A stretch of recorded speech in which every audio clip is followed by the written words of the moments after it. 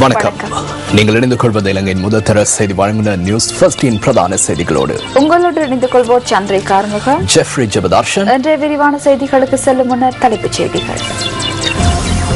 மின்சார சபையின் பணிப்பாளர்களை மின்சார சபைக்கு மின் அலைகளை விநியோகிப்பதாக மக்கள் விடுதலை முன்னணி குற்றச்சாட்டு. மின்சார கட்டண திருத்தம் குறித்த விவாதத்தில் பாராளுமன்றத்தில் அமைதியின்மை. உலக சந்தையில் மசகு எண்ணெய் மற்றும் நிலக்கரி விலை குறையும் போது மின்சார கட்டணம் ஏன் அதிகரிக்கப்படுகின்றது என ஜாத்க ஹெல உரிமைய கேள்வி எழுப்புகின்றது. ஸ்ரீலங்கா டெலிகாம், ஒரே தேசம் ஒரே குரல்.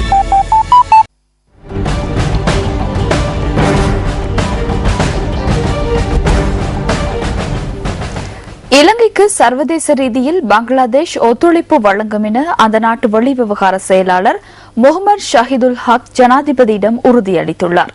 அலரி மாளிகையில் இன்று முற்பகல் நடைபெற்ற சந்திப்பின் போதே பங்களாதேஷ் வெளிவிவகார செயலாளர் இவ்வாறு தெரிவித்துள்ளார். மனித உரிமை விவகாரங்கள் தொடர்பில் இலங்கைக்கு பங்களாதேஷ் ஆதரவு அளிப்பதாக அந்த நாட்டு வெளிவிவகார செயலாளர் முகமது ஷஹீதுல் ஹசன் ஜனாதிபதியிடம் தெரிவித்துள்ளார். இலங்கையின் மனித உரிமை பிரச்சினைகள் அந்த நாட்டின் உள்ளக பிரச்சினை என்றும் அதனை சர்வதேச மட்டத்துக்கு கொண்டு செல்ல தேவையில்லை எனவும் அவர் சுட்டிக்காட்டினார். நாட்டில் முன்னெடுக்கப்பட்டுள்ள அபிவிருத்தி நடவடிக்கைகள் குறித்து பெரிதும் மகிழ்ச்சி அடைவதாக பங்களாதேஷ் வெளிவிவகார செயலாளர் குறிப்பிட்டதாக ஜனாதிபதியின் பேச்சாளர் மற்றும் சர்வதேச ஊடக பிரிவு வெளியிட்டுள்ள அறிக்கையில் குறிப்பிடப்பட்டுள்ளது. இதன்போது இரண்டு நாடுகளுக்கும் இடையிலான வர்த்தக உறவுகளை மேலும் வலுப்படுத்துவது குறித்தும் கலந்துரையாடப்பட்டது. தற்போது ஏற்படும் காய்ச்சலுக்கு அங்கீகரிக்கப்பட்ட மருத்துவர் ஒருவர் வழங்கும் மருந்துகளை மாத்திரம் பாவிக்குமாறு சீமாட்டி ரிஜ்வே சிறுவர் வைத்தியசாலையின் பணிப்பாளர் விசேட வைத்திய நிபுணர் டாக்டர் ரத்னசிறி ஹேவகே வேண்டுகோள் விடுத்துள்ளார். டெங்கு உள்ளிட்ட காய்ச்சல் பரவுகின்றமையே இதற்கு காரணம் என அவர் சுட்டிக்காட்டுகின்றார். காய்ச்சல் தொற்றுக்குள்ளாகியிருந்தால் குடும்ப வைத்தியர் அல்லது அருகில் உள்ள வைத்தியசாலைக்கு சென்று வைத்தியர் ஒருவரை சந்தித்து சிகிச்சை பெற்றுக் கொள்வது சிறந்தது என சீமாட்டி ரிஜ்வே சிறுவர் வைத்தியசாலையின் பணிப்பாளர் விசேட வைத்திய நிபுணர் டாக்டர் ரத்னசிறி ஹேவகே தெரிவிக்கின்றார். 3 நாட்களுக்கு மேல் காய்ச்சல் நீடிக்குமானால் இரத்த பரிசோதனை மேற்கொண்டு எவ்வகையான காய்ச்சல் என்பதை கண்டறிய வேண்டும் எனவும் அவர் சுட்டிக்காட்டுகின்றார். உங்களுக்கு உங்கள் குழந்தைக்கோ காய்ச்சல் இருக்குமானால் இபுப்ரோஃபென் அல்லது மிஃபெமனிக் ஆசிட் ஆகிய NSAID வகையைச் சேர்ந்த மருந்துகளை பாவிப்பது பாதிப்பை ஏற்படுத்தும். உங்களுக்கு உங்கள் குழந்தைக்கோ டெங்கு நோய் ஏற்பட்டிருந்தால் ஸ்டீராய்ட்ஸ் அல்லது பட்னிசிலோன் போன்ற மருந்து வகைகளை பாவிப்பது உயிருக்கு அச்சுறுத்தலை ஏற்படுத்தலாம். இதேபோல இந்த வருடத்தின் முதல் 3 மாதங்களில் டெங்கு நோயாளர்கள் என சந்தேகிக்கப்படும் 9,957 பேர் பதிவாகியுள்ளதாக சுகாதார அமைச்சின் தொற்று நோய் தடுப்பு பிரிவு குறிப்பிடுகின்றது. இதில் 39.73% மேல் மாகாணத்தில் பதிவாகியுள்ளனர். வடபகுதிக்கான தேர்தலை நடத்துவதற்கு தாம் இணங்கப் போவதில்லை என தேசிய சுதந்திர முன்னணியின் தலைவரும் அமைச்சருமான விமல் வீரவங்ச தெரிவிக்கின்றார். வடபகுதியில் தேர்தல் நடத்தப்படுவது தொடர்பாக இன்று முற்பகல் நடைபெற்ற ஊடகவியலாளர் சந்திப்பில் உரையாற்றிய போதே அமைச்சர் இவ்வாறு குறிப்பிட்டார்.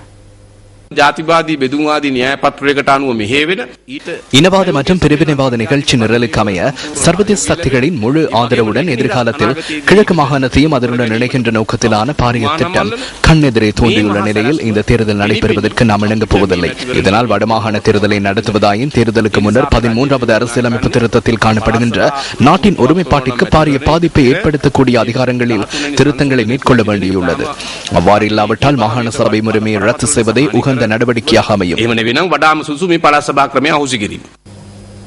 மக்கள் அபிப்பிராயம் மீது சந்தேகம் இல்லாவிடினும் வடமாகாண சபை தேர்தலுக்கு முன்னர் சுயாதீன தேர்தல் ஆணைக்குழுவை நியமிக்குமாறு ஐக்கிய தேசிய கட்சியின் பாராளுமன்ற உறுப்பினர் கரு ஜாசூரிய தெரிவிக்கின்றார். தேர்தல் நடவடிக்கைகளை முன்னெடுப்பதற்கு தேர்தல் ஆணையாளரின் செயற்பாட்டு வியூகம் போதுமானதாகும் என ஊடகங்களின் பிரதம அதிகாரிகள் முன்னிலையில் ஜனாதிபதி தெரிவித்திருந்ததாக வெளியான ஊடக செய்திகள் மீது கவனம் செலுத்தும் வகையில் கரு ஜாசூரிய அறிக்கை ஒன்றை விடுத்துள்ளார். நிறைவேற்றதிகார ஜனாதிபதி பதவியை சூழவுள்ள அதிகாரங்களை ஓரளவேனும் குறைப்பதன் மூலம் நல்லாட்சி மற்றும் ஜனநாயகத்தை ஸ்தாபித்தல் உள்ளிட்ட பல்வேறு விடயங்களை நோக்காக கொண்டு சுயாதீன தேர்தல் ஆணைக்குழுவை நியமிப்பதற்கான யோசனை முன்வைக்கப்பட்டதாக அந்த அறிக்கையில் குறிப்பிடப்பட்டுள்ளது. 3/2 பெரும்பான்மையுடன் நிறைவேற்றப்பட்ட 17வது அரசியலமைப்பு திருத்தம் மூலம் சுயாதீன தேர்தல் ஆணைக்குழுவுக்கான யோசனை முன்வைக்கப்பட்டிருந்த போதிலும் மக்கள் அபிப்பிராயம் எதுவுமின்றி அது ரத்து செய்யப்பட்டதாக கரு ஜெயசூரிய குறிப்பிடுகின்றார். பல்வேறு அழுத்தங்களினூடாக எதிர்க்கட்சி பாராளுமன்ற உறுப்பினர்களை தன்பக்கம் வளைத்துக் கொண்டு பெற்ற 3/2 பெரும்பான்மையுடன் நிறைவேற்றிய 18வது அரசியலமைப்பு திருத்தம் மூலம் அது ரத்து செய்யப்பட்டுள்ளது என்றும் அந்த அறிக்கையில் தெரிவிக்கப்பட்டுள்ளது. அழுத்தங்களை தாங்கிக் கொள்ள முடியாத காரணத்தினால் பதவியிலிருந்து விலகிக் கொள்ள இடமளிக்குமாறும் தற்போதைய தேர்தல்கள் ஆணையாளர் அறிவித்திருந்தமை பகிரங்கமான ஒரு விடயமாகும் என்றும் கரு ஜெயசூரிய குறிப்பிடுகின்றார். 2005ஆம் ஆண்டின் பின்னர் நாட்டில் எந்தவொரு தேர்தலும் சுயாதீனமாகவும் நீதியாகவும் நடைபெறவில்லை என்ற குற்றச்சாட்டுகளை அடிப்படையற்றவை என கருத முடியாது என்றும் ஐக்கிய தேசிய கட்சியின் பாராளுமன்ற உறுப்பினர் கரு ஜெயசூரிய விடுத்துள்ள அறிக்கையில் மேலும் கூறப்பட்டுள்ளது. செய்திகள் தொடர்கின்றன. இலங்கையின் முன்னணி அரசியல்வாதிகளில் ஒருவரான லலித் அதுலத் முதலியின் 20வது நினைவு தினம் இன்றாகும். அன்னாரை நினைவு கூறும் நிகழ்வுகள் சில இன்றும் நடைபெற்றன. ஹெட்டியாவத்து துறைமுக நுழைவாயிலுக்கு அருகில் அமைந்துள்ள லலித் அதுலத் முதலி நினைவு தூபிக்கு அருகில் இன்று முற்பகல் இந்த நிகழ்வு நடைபெற்றது. இலங்கையை மையப்படுத்தி விசேடமான துறைமுகம் ஒன்றை உருவாக்க முடியும் என லலித் அதுலத் முதலி உலகிற்கு காண்பித்துள்ளார். இன்று என்ன நேர்ந்துள்ளது? இன்று நாம் துறைமுகங்களை உருவாக்கி இருக்கின்றோம், ஆனால் அவற்றுக்கு கப்பல் வருவதில்லை. இன்று அம்பாந்தோட்டை துறைமுகத்தை அமைத்துள்ளனர். அதன் சுமையை கொழும்பு துறைமுகமே தாங்குகின்றது. இன்று இலங்கை மின்சார சபை நாட்டு மக்கள் மீது இடியொன்றை ஏற்படுத்தியுள்ளது. அந்த நிலை துறைமுகத்திற்கும் ஏற்பட இடமளிக்க வேண்டாம் என லலித்தின் பெயரினால் நாம் இந்த சந்தர்ப்பத்தில் நினைவுபடுத்த விரும்புகின்றோம்.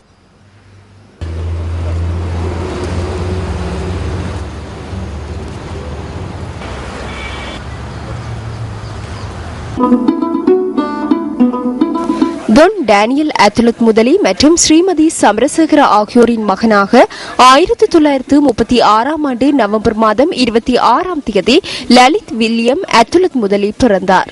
கொழும்பு ரோயல் கல்லூரியில் தனது ஆரம்ப கல்வியை கற்ற அவர் ஆக்ஸ்போர்ட் பல்கலைக்கழகத்தில் உயர்கல்வியை கற்றார். சிரேஷ்ட சட்டத்திறனியான அதுலத் முதலி 1977ஆம் ஆண்டு ஜே.ஆர். ஜெயவர்தன அரசாங்கத்தின் பாராளுமன்ற உறுப்பினராக ரத்மலானி தொகுதியை பிரதிநிதித்துவப்படுத்தினார். தேசிய பாதுகாப்பு, வர்த்தகம், கல்வி மற்றும் உயர்கல்வி உள்ளிட்ட பல அமைச்சு பதவிகளை அவர் வகித்துள்ளார். 1996ஆம் ஆண்டு இன்று போல் ஒரு தினத்தில் அதுலத் முதலியின் உயிர் காவு கொள்ளப்பட்டது. லலித் அதுலத் முதலியின் எண்ணக்கருவில் உருவான மகபுல புலமை பரிசில், சுதந்திர வர்த்தக வலயம் போன்ற திட்டங்கள் இன்றும் அவரை நினைவு கூறுகின்றன.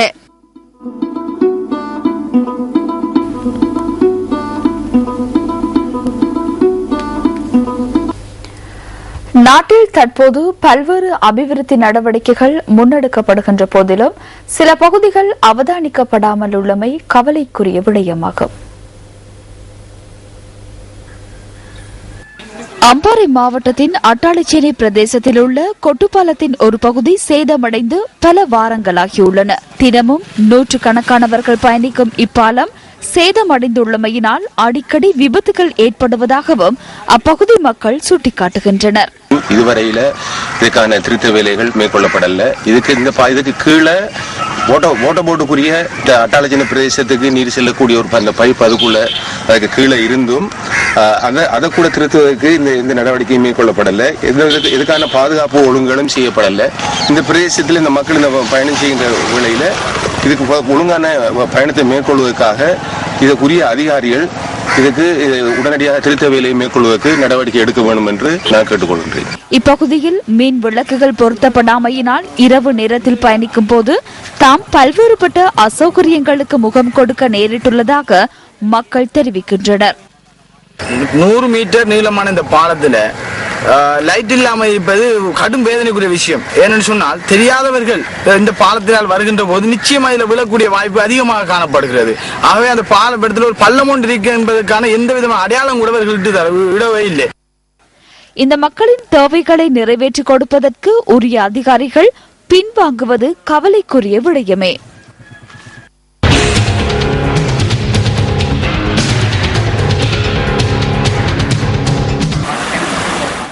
முனரகலை மாவட்டம் படல்கும்புர பிரதேச செயலகத்துக்குட்பட்ட பூட்டாபத தோட்டத்துக்கு செல்லும் வீதியை இது. இந்த வீதி புனரமைக்கப்படாது இவ்வாறு காணப்படுவதனால் அன்றாட தேவைகளை பூர்த்தி செய்து கொள்வதில் தாம் பெரும் சிரமங்களை எதிர்நோக்குவதாக அங்குள்ள மக்கள் தெரிவிக்கின்றனர். ரோட்டு பெரிய மோசமா இருக்கு. பல சில வாகனங்கள் திரண்டு இருக்கு.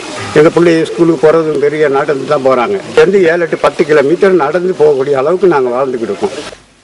வாகனங்கள் போக்குவரத்தில் ஈடுபட முடியாத நிலையில் இந்த வீதி குன்றும் குழியுமாக காணப்படுவதனால் தொலைதூரங்களுக்கு நடந்து செல்ல வேண்டிய துர்ப்பாக்கிய நிலையை தாம் எதிர்கொண்டுள்ளதாகவும் இவர்கள் சுட்டிக்காட்டுகின்றனர். பாதை புனரமைப்பு இல்லாமல் பள்ளமும் மேடுமாக காணப்படுகின்றது.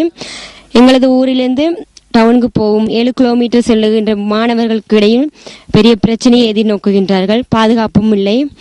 அவர்கள் இங்கிருந்து காலையில் 4 மணியில் ஆயத்தமாகின்றார்கள் பாடசாலைக்கு செல்வதற்காக. பாடசாலை முடிந்த பிறகு 2 மணியிலிருந்து அதற்கு பிறகு வீடு வருவதற்காக 5 மணி ஆகின்றது. எப்படியாவது எங்களுக்கு இந்த பாதையை புனரமைப்பு செய்து தருமாறு மிகவும் தாழ்மையுடன் கேட்டுக்கொள்கின்றோம். தொழிலுக்கு செல்வோர் மாத்திரமின்றி பாடசாலை மாணவர்களும் சிரமங்களுக்கு முகம் கொடுக்கும் இந்த வீதியினை புனரமைத்து கொடுக்க வேண்டியது உரிய அதிகாரிகளின் கடமை அல்லவா? ஊவா மாகாண போக்குவரத்து அமைச்சரே, இது உங்களின் கவனத்துக்கு.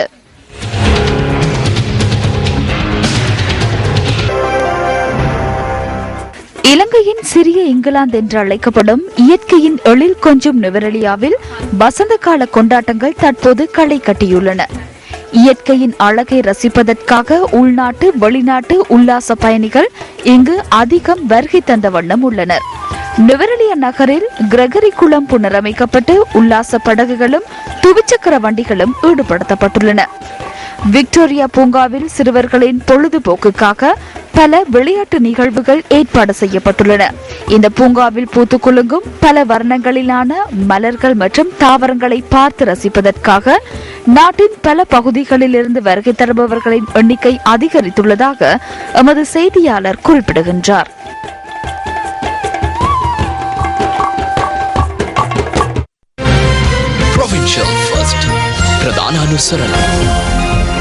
அனைத்து வலிகளையும் உடனடியாகவே விரட்டிடும் நிவாரணி சித்தாலேப.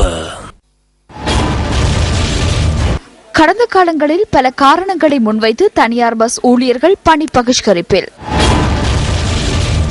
இன்று ஊழியர் ஒருவர் மீது தாக்குதல் மேற்கொண்டதாக தெரிவித்து 170ஆம் இலக்க அத்துருகிரிய புறக்கோட்டை மற்றும் 190ஆம் இலக்க கொடுகம புறக்கோட்டை பஸ் ஊழியர்கள் பணி பகிஷ்கரிப்பில் ஈடுபட்டுள்ளனர்.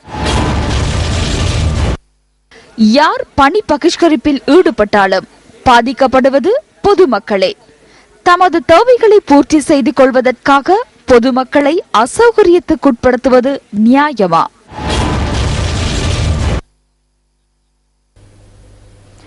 இன்றைய பத்திரிகைகளில் வெளியான கேலி சித்திரங்களிலிருந்து நாம் தெரிவு செய்த கேலி சித்திரம் அடுத்து.